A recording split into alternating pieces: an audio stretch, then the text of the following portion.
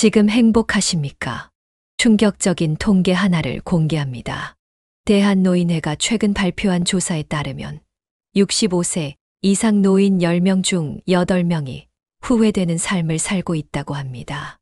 더 놀라운 것은 그들이 후회하는 시점이 바로 지금 이 순간이 아니라는 점입니다. 젊었을 때 미리 준비할 걸. 그때 조금만 더 신경 썼더라면. 왜 그렇게 살았을까? 하지만 오늘 저는 이 모든 상식을 뒤엎은 사람들의 이야기를 들려드리려 합니다. 50대에 시작해서 60대에 전성기를 맞이한 사람들, 70대에 새로운 인생을 시작한 사람들, 그들의 놀라운 비밀이 여기 있습니다. 특히 오늘 공개할 8가지 지혜는 지난 1년간 제가 직접 전국에 행복한 노년을 사는 100명의 어르신들을 만나 기록한 결과입니다. 지혜 담은 노후입니다. 오늘 이 영상은 여러분의 남은 인생을 완전히 바꿔놓을 것입니다. 구독과 좋아요, 알림 설정은 당신의 새로운 삶을 위한 첫걸음이 될 것입니다. 첫 번째로 마음의 평화를 찾은 특별한 이야기를 들려드리려고 합니다. 서울에 사는 57세 김영철 씨는 이런 고백을 하셨어요. 매일 아침 거울을 보며 후회했습니다.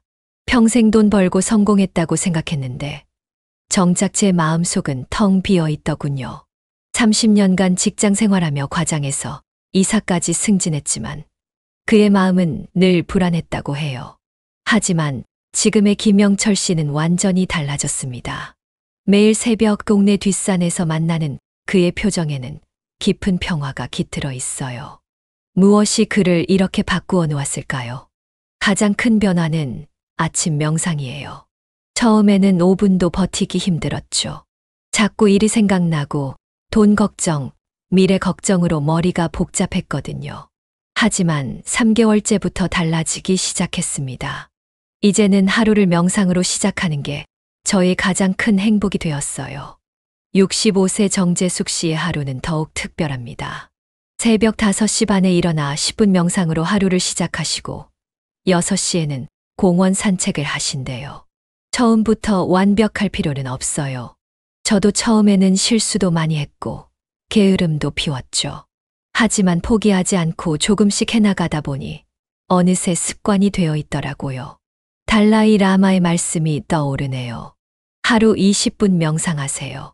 너무 바빠서 시간이 없다면 1시간 하세요. 참 의미심장한 말씀이죠. 바쁘다는 건 오히려 우리 마음이 더 지쳐 있다는 신호일지도 모릅니다. 여러분도 한번 따라해 보세요. 아침에 10분 호흡 명상하기, 저녁에는 감사일기 쓰기, 그리고 하루에 한 번은 산책하면서 생각을 정리하는 거예요. 그리고 꼭 기억하세요. 마음의 평화는 우리 모두가 누릴 수 있는 선물이라는 걸요. 서울대학교 심리학과의 최근 연구에 따르면 매일 15분 이상 명상을 하는 사람들은 스트레스 호르몬이 평균 47% 감소했다고 합니다. 놀랍지 않나요? 작은 실천이 이렇게 큰 변화를 만들어낼 수 있다는 게요. 지금 바로 시작해 보세요. 눈을 감고 깊은 숨을 3번만 들이마셔 보는 것부터요. 이 작은 시작이 여러분의 마음에 커다란 평화를 가져다 줄 거예요. 두 번째는 진심이 통하는 관계에 대한 특별한 이야기를 들려드리려고 해요. 진주에 사는 이순자 씨의 이야기입니다. 매일 아침 아들에게 문자를 보냈어요. 잘 지내니? 보고 싶다고요. 하지만 답장은 일주일에 한 번 올까 말까였죠. 퇴직 후 가장 큰 아픔은 멀어져가는 가족 관계였다고 하네요. 여러분도 비슷한 경험 있으시죠? 하지만 지금 이순자 씨의 집은 매주 주말마다 자녀들과 손주들의 웃음소리로 가득하다고 해요. 무엇이 이렇게 큰 변화를 만들었을까요? 변화는 제가 먼저 시작했어요. 자녀들에게 더 이상 해라, 하지 마라 조언하지 않기로 했죠. 대신 그들의 이야기를 끝까지 들어주기 시작했습니다. 그러자 신기하게도 아이들이 조금씩 마음을 열더라고요. 63세 김정숙 씨의 이야기는 또 다른 희망을 보여줍니다. 남편과 하루 30분 산책하는 시간을 만들었어요. 처음엔 어색했지만 지금은 하루 중 가장 행복한 시간이 되었습니다. 40년을 함께 살면서 몰랐던 이야기들을 새롭게 알게 되죠.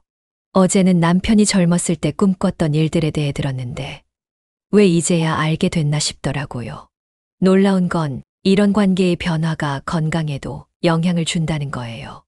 65세 황태훈 씨는 10년 넘게 복용하던 혈압약을 줄일 수 있게 되었답니다. 의사 선생님도 놀라셨다고 해요. 가족들과 화목해지니 스트레스가 줄어든 덕분이라고 하네요. 여러분도 오늘부터 시작해보세요. 하루에 한 번 가족에게 진심 어린 칭찬 한마디 하기. 일주일에 한 번은 가족과 함께하는 시간 만들기. SNS로 자녀들과 소소한 일상 공유하기. 이런 작은 실천들이 모여 큰 변화를 만든답니다. 61세 박정자 씨는 이런 말씀을 하셨어요. 처음에는 어색했어요. 칭찬하는 것도, 마음을 표현하는 것도요.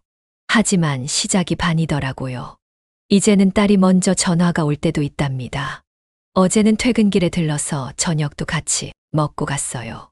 실제로 이렇게 관계 개선에 성공하신 분들은 매일 작은 실천을 하고 계세요. 아침에는 가족 단체 채팅방에 좋은 글 하나 올리기, 점심때는 배우자와 식사하며 하루 계획 공유하기, 저녁에는 자녀들과 짧게라도 통화하기.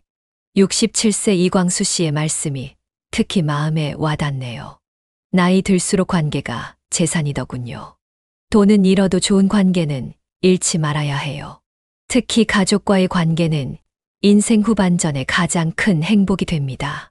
제가 아프다 했더니 딸이 직장자업 퇴하고 달려왔더라고요. 그 순간 깨달았죠. 아, 내가 정말 부자구나. 여러분, 오늘 저녁에는 가족들과 식탁에 앉아 이야기 나누는 시간을 가져보는 건 어떨까요? 스마트폰은 잠시 내려두고 서로의 눈을 보며 대화하는 거예요. 처음에는 어색할 수 있어요.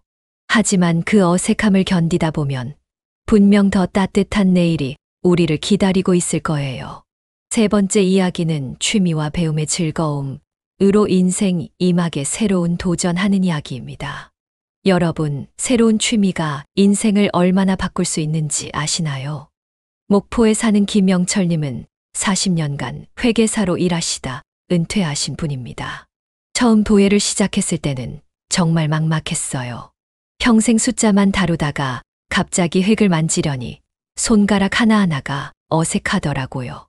그런데 요즘은 매일 아침이 기다려져요. 작은 그릇 하나를 완성할 때마다 제 인생에 새로운 작품이 하나씩 더해지는 것 같거든요. 참 아름다운 말씀이시죠. 우리도 한번 생각해 볼까요? 지금 우리의 하루하루가 새로운 작품이 되고 있는지 말이에요. 사실 새로운 취미를 시작하는 건 생각보다 어렵지 않습니다. 부담 없이 시작하는 게 중요해요. 처음부터 완벽할 필요도 없고 대단한 성과를 낼 필요도 없죠. 그저 한 걸음부터 시작하면 됩니다. 제가 여러분께 꼭 추천드리고 싶은 취미들이 있어요. 수채화, 도예, 서예처럼 손으로 하는 예술 활동이요. 아니면 요가나 태극권 같은 운동도 좋습니다. 외국어나 악기 배우기도 참 좋은 선택이 될 수 있어요. 여기서 잠깐 중요한 이야기 하나 해드릴게요.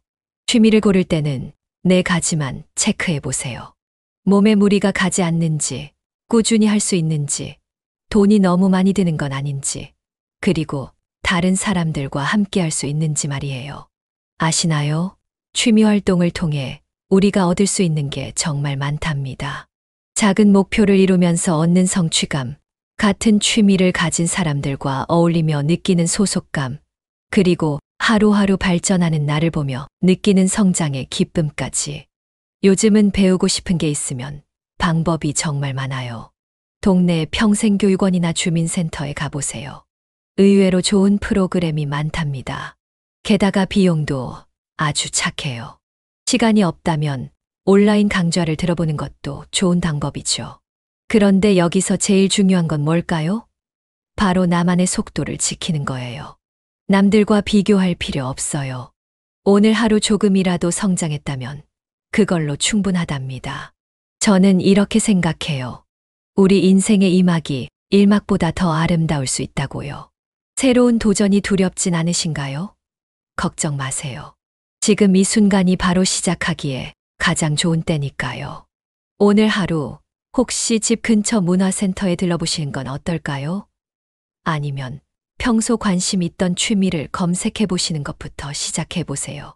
그 작은 한 걸음이 여러분의 인생을 더욱 풍요롭게 만들어줄 거예요.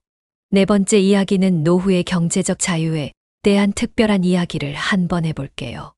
61세 김정숙 씨는 은퇴한 지 3년 됐다고 해요. 처음 만났을 때가 기억나네요. 은퇴하고 처음 6개월은 정말 행복했어요. 하지만 통장 잔고가 줄어드는 걸 보면서 점점 불안해지더라고요. 그런데 요즘 김정숙 씨를 만나보면 정말 달라지셨어요. 어제도 마주쳤는데 환한 미소를 지으시더라고요. 매일 하나씩 불필요한 지출을 찾아 줄이기 시작했어요. 처음엔 커피 한 잔, 그 다음엔 안 보는 케이블 TV. 이렇게 조금씩 줄였더니 한 달에 30만 원이 절약되더라고요. 1년이면 360만 원이에요. 놀랍죠? 저는 얼마 전에 또 다른 분을 만났어요. 68세 이광수 씨인데요. 정말 멋진 이야기를 들려주셨어요. 평생 정원 가꾸기가 취미였는데 이제는 그게 제 수입이 됐어요. 아파트 단지 조경 자문을 하면서 한 달에 80만 원 정도 벌어요. 적은 돈이지만 제가 좋아하는 일로 버는 돈이라 더 값지답니다. 여러분, 혹시 지금 통장 잔고 걱정하고 계신가요? 제가 전문가들에게 들은 이야기 하나 알려드릴게요.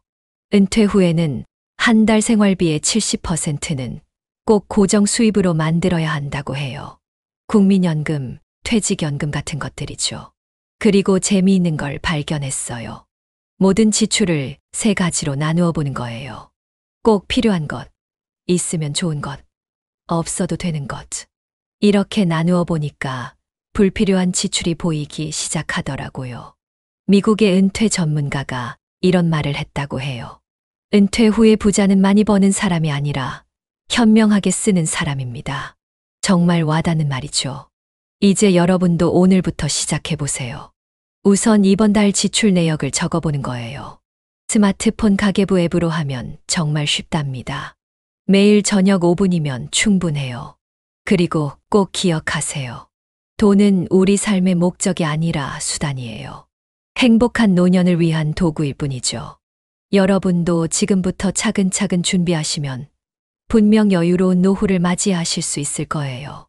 다섯 번째는 우리 인생의 가장 큰 보물인 건강에 대한 이야기입니다. 제가 얼마 전에 정말 인상 깊은 분을 만났어요. 65세 박정자 씨인데요. 30년 넘게 중학교 교사로 일하시다 은퇴하신 분이에요. 은퇴하고 처음 1년은 정말 힘들었어요. 아침에 일어날 이유도 없고 하루 종일 TV만 보다 보니 몸이 점점 무거워지더라고요. 그런데 지금의 박정자 씨를 보면 정말 놀랍답니다. 매일 아침 6시면 동네 공원에서 태극권을 하시는데 그 모습이 얼마나 우아하신지 몰라요. 처음에는 5분도 못 버텼어요. 그래도 포기하지 않고 조금씩 늘려갔더니 이제는 1시간이 너무 짧게 느껴져요. 특히 기억에 남는 말씀이 있어요. 건강은 잃고 나서야 그 소중함을 알게 되죠. 하지만 그때는 이미 늦어요. 지금 이 순간이 건강을 지킬 수 있는 가장 좋은 때랍니다. 제가 최근에 들은 재미있는 연구 결과도 있어요. 일본의 한 대학에서 65세 이상 1000명을 조사했더니 매일 30분 이상 걷는 사람들은 그렇지 않은 사람들보다 평균 수명이 5년이나 길더래요. 놀랍지 않나요? 여러분도 내일부터 시작해 보세요. 제가 박정자 씨에게 배운 3가지 건강 습관을 알려드릴게요. 첫째, 아침에 일어나면 따뜻한 물 한 잔 마시기. 둘째, 하루 30분은 꼭 걷기. 셋째, 저녁 식사는 7시 전에 가볍게 하기. 처음부터 욕심내지 마세요. 오늘 5분 걸었다면 내일은 6분, 모레는 7분. 이렇게 조금씩 늘려가면 됩니다. 박정자 씨의 이 말씀이 참 와닿더라고요. 여러분, 우리 모두 오늘부터 시작해 볼까요? 지금 당장 창밖을 보세요. 날씨가 이렇게 좋은데 잠깐 산책하러 나가보는 건 어떨까요? 건강한 노년은 결코 운이 아니랍니다. 지금 이 순간부터 시작하는 작은 습관들이 모여서 우리의 건강한 미래를 만들어갈 거예요. 5번째 이야기는 배움의 즐거움에 대한 특별한 이야기를 들려드리려고 해요. 며칠 전 만난 66세 이미경 씨의 이야기를 들려드릴게요. 아이들이 독립하고 나니 집이 너무 조용하더라고요. 그러다 우연히 동네 문화센터에서 수채화 수업을 시작했어요. 처음엔 붙잡는 것도 어색했는데 이제는 제 그림이 복도 전시회에 걸렸답니다. 이미경 씨의 얼굴에서 빛나던 자부심이 아직도 생생해요. 나이 들어 새로운 걸 배운다는 게 처음엔 두려웠어요. 그런데 이상하게 시작하고 나니까 매일매일이 설레요. 다음 수업에는 어떤 그림을 그리게 될지, 오늘은 어떤 색을 써볼까. 이런 생각만으로도 하루가 즐겁더라고요. 미국의 교육학자 존 듀이는 이런 말을 했어요. 교육은 삶을 준비하는 과정이 아니라 삶 그 자체입니다. 정말 가슴에 와닿는 말이죠. 우리는 나이와 상관없이 매일 새로운 것을 배우며 성장할 수 있어요. 얼마 전에 본 연구 결과가 참 흥미로웠어요.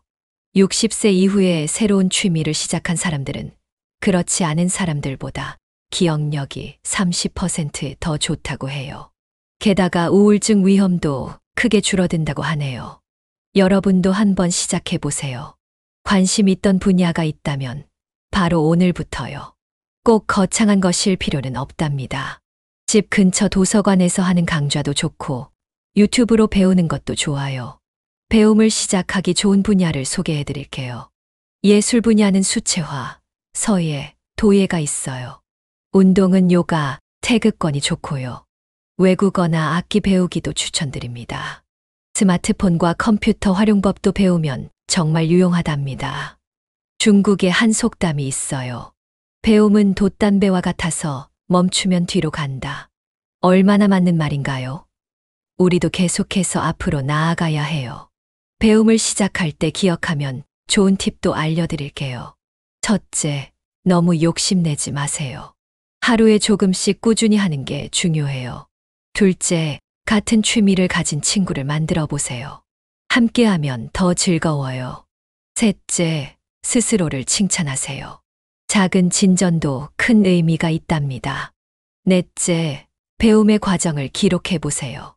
나중에 보면 큰 보람이 될 거예요. 배움의 즐거움은 다른 어떤 즐거움과도 비교할 수 없어요. 새로운 것을 알아가는 설렘, 조금씩 늘어가는 실력을 확인하는 기쁨, 같은 취미를 가진 친구들과 나누는 이야기들. 이 모든 것이 우리 인생을 더욱 풍요롭게 만들어주니까요. 그리스의 철학자 소크라테스는 이런 말을 남겼어요. 가장 현명한 사람은 배움을 멈추지 않는 사람이다. 우리도 이 말을 가슴에 새기며 오늘부터 새로운 도전을 시작해보는 건 어떨까요? 6번째 이야기는 사회적 관계에 대한 특별한 이야기예요. 요즘 제가 자주 만나는 분이 계신데요. 63세 김광민 씨는 삼성전자에서 30년간 근무하다 은퇴하신 분이에요. 처음 6개월은 정말 힘들었어요. 매일 아침 출근하던 사람이 갑자기 갈 곳이 없어지니 말 그대로 하늘이 무너지는 것 같더라고요. 퇴직하면서 받은 연락처로 동료들에게 연락도 해봤지만 다들 바쁘다고만 하고, 그런데 지금은 완전히 달라지셨어요. 어제도 뵈었는데 얼마나 활기차 보이시던지 비결이 뭔지 여쭤보니 이렇게 말씀하시더라고요. 우연히 도서관에서 시니어 독서 모임 포스터를 봤어요. 처음엔 망설였죠. 낯선 사람들 만나는 게 두렵기도 했고, 그래도 용기 내서 참여했는데 그게 제 인생의 터닝 포인트가 됐어요. 지금은 매주 목요일이 기다려질 정도예요. 최근 서울대학교 노년학과의 연구 결과를 보면 정말 흥미로운 내용이 있어요. 정기적으로 사회활동에 참여하는 60대 이상 노인들의 평균 수명이 그렇지 않은 분들보다 7.5년이나 길다고 해요. 심지어 우울증 발생률은 65%나 낮다고 하네요. 이런 모임에 참여할 때 도움이 되는 팁을 알려드릴게요. 첫째, 처음부터 너무 큰 모임은 피하세요. 56명 정도의 소규모 모임이 좋아요. 둘째, 자신의 관심사와 맞는 모임을 찾으세요. 억지로 하면 오래 지속하기 어려워요. 셋째, 한 번에 여러 모임보다는 한 모임에 집중하세요. 깊이 있는 관계를 만들 수 있어요. 김영철 씨는 이렇게 덧붙이셨어요. 모임에서 만난 분들과 이제는 등산도 가고 전시회도 보러 다녀요. 지난주엔 회원 한 분 댁에서 손수 만든 막걸리를 나눠 마시며 인생 이야기도 했죠. 이런 게 진정한 행복 아닐까요? 우리 동네에도 다양한 모임들이 있더라고요. 도서관의 독서 모임, 주민센터의 취미교실, 복지관의 봉사활동 모임, 공원의 아침 운동 모임, 문화센터의 각종 동아리. 인도의 철학자 타고르는 이런 말을 했어요. 나무는 홀로 서 있지만 숲이 되어야 바람을 이긴다. 우리의 인생도 마찬가지가 아닐까요? 여러분도 내일부터 시작해 보세요. 먼저 집 근처 도서관이나 주민센터 홈페이지를 둘러보세요. 관심 있는 모임이 있다면 망설이지 말고 참여해 보세요. 처음에는 어색할 수 있지만 그 어색함을 견디면 분명 새로운 즐거움을 발견하실 수 있을 거예요. 지금 이 순간에도 누군가는 새로운 친구를 기다리고 있을 테니까요. 7번째는 봉사와 나눔의 기쁨이에요. 제가 얼마 전 정말 인상 깊은 분을 만났어요. 68세 박정자 씨인데요. 30년간 간호사로 일하시다 은퇴하신 분이에요. 처음에는 은퇴 후의 시간이 너무 무의미하게 느껴졌어요. 평생 남을 돌보다가 갑자기 할 일이 없어지니 마치 쓸모없는 사람이 된 것 같았죠. 그런데 지금 만나보면 얼마나 생기가 넘치시는지 몰라요. 우연히 지역 노인복지관에서 건강 체크 봉사자를 모집한다는 공고를 봤어요. 처음엔 내가 할 수 있을까 망설여졌지만 용기를 내어 지원했죠. 그게 제 인생의 새로운 전환점이 되었어요. 최근 한국노인복지학회의 연구 결과를 보면 정말 놀라워요. 정기적으로 봉사활동에 참여하는 60대 이상 어르신들의 행복지수가 그렇지 않은 분들보다 2.8배 높다고 해요. 게다가 우울증 발생률은 45% 더 낮다고 하네요. 박정자 씨는 이렇게 말씀하셨어요. 일주일에 2번 복지관에서 어르신들의 혈압과 혈당을 체크해드려요. 간단해 보이는 일이지만 제가 측정한 수치로 건강관리에 도움을 받으시는 걸 보면 그렇게 뿌듯할 수가 없어요. 어떤 분은 간호사 선생님 덕분에 살았다고 말씀하시는데 그럴 때면 제가 더 감사하죠. 봉사활동을 시작하실 때 도움될 만한 팁을 알려드릴게요. 첫째, 자신의 전문성을 활용해 보세요. 평생 쌓은 경험이 큰 도움이 될 거예요. 둘째, 무리하지 않는 범위에서 시작하세요. 일주일에 1~2번이 적당해요. 셋째, 꾸준히 할 수 있는 활동을 선택하세요. 지속성이 중요하답니다. 우리 동네에도 다양한 봉사활동 기회가 있더라고요. 도서관의 책 읽어주기 봉사, 복지관의 건강 체크 봉사, 지역 아동센터의 학습 지도, 환경 정화 활동, 반려동물 보호소 봉사. 마더 테레사의 말씀이 떠오르네요. 우리는 위대한 일을 할 수 없을지 모르지만 작은 일을 큰 사랑으로 할 수 있습니다. 마지막으로 이런 말씀을 하셨어요. 봉사는 주는 것이 아니라 받는 거예요. 제가 드리는 건 조그마한 시간과 관심뿐인데 되돌아오는 건 이루 말할 수 없는 행복과 보람이니까요. 여러분도 한번 시작해 보세요. 먼저 1365 자원봉사 포털이나 지역복지관 홈페이지를 둘러보세요. 관심 있는 활동이 있다면 망설이지 말고 문을 두드려 보세요. 그 작은 용기가 여러분의 삶을 더욱 풍요롭게 만들어줄 거예요. 지금 이 순간에도 누군가는 여러분의 따뜻한 마음을 기다리고 있을 테니까요. 오늘도 경청해 주셔서 감사합니다. 8번째는 감사하는 마음에 대한 특별한 이야기를 나누고 싶어요. 제가 만난 분들 중 가장 인상 깊었던 분이 계세요. 67세 윤미자 씨인데요. 30년 넘게 초등학교 교사로 일하시다 은퇴하신 분이에요. 처음엔 너무 힘들었어요. 매일 아이들의 웃음소리로 가득했던 제 일상이 갑자기 조용해지니까요. 텔레비전만 보며 시간을 보내다가 어느 날 문득 거울을 보니 제 얼굴에 웃음이 사라져 있더라고요. 그런데 며칠 뒤 만나보면 눈가에 웃음이 가득하세요. 비결이 뭔지 여쭤보니 이렇게 말씀하시더라고요. 우연히 책에서 감사일기라는 걸 알게 됐어요. 처음에는 뭘 감사해야 할지 몰라 한참을 고민했죠. 그래도 매일 저녁 3가지씩 적다 보니 점점 감사할 일들이 보이기 시작하더라고요. 아침에 눈을 뜨면 제일 먼저 오늘도 건강하게 일어났네 하고 감사하게 됐어요. 달라이 라마의 말씀이 생각나네요. 매일 아침 깨어날 때 생각하세요. 오늘 난 운이 좋아. 살아있으니까. 나는 소중한 인생을 가졌고 이것을 헛되이 쓰지 않을 거예요. 윤미자 씨의 감사일기장을 보니 이런 내용들이 있더라고요. 오늘 마트에서 만난 계산원이 밝게 웃어주어 감사했다. 베란다에 화초가 새순을 틔워 감사했다. 딸이 퇴근길에 들러 함께 저녁을 먹어 감사했다. 작은 일상의 기쁨을 발견하는 법도 알려주셨어요. 첫째, 아침에 눈 뜨면 창밖 하늘을 5분간 바라보기. 둘째, 산책할 때 주변의 작은 변화 찾아보기. 셋째, 하루 중 가장 행복했던 순간 기억하기. 그리고 이렇게 덧붙이셨어요. 요즘은 매주 토요일 아침 봉원에서 명상 모임을 해요. 처음엔 혼자 시작했는데 어느새 10명이 넘는 분들이 함께하게 됐죠. 다들 저처럼 감사일기를 쓰시는데 서로의 일기를 나누다 보면 웃음이 끊이질 않아요. 이제는 이런 활동들도 하신다고 해요. 매일 아침 감사 명상하기, 주 1회 감사 편지 쓰기, 한 달에 한 번 봉사활동하기, 일주일에 한 번 지인에게 감사 전화하기. 셰익스피어는 이런 말을 했죠. 감사는 마음의 기억이다. 정말 맞는 말 같아요. 우리가 감사함을 기억할 때 우리 마음도 더욱 풍요로워지니까요. 여러분도 오늘부터 시작해 보세요. 작은 수첩 하나면 됩니다. 오늘 하루 있었던 일 중에서 감사한 일 3가지만 적어보세요. 처음엔 어려울 수 있어요.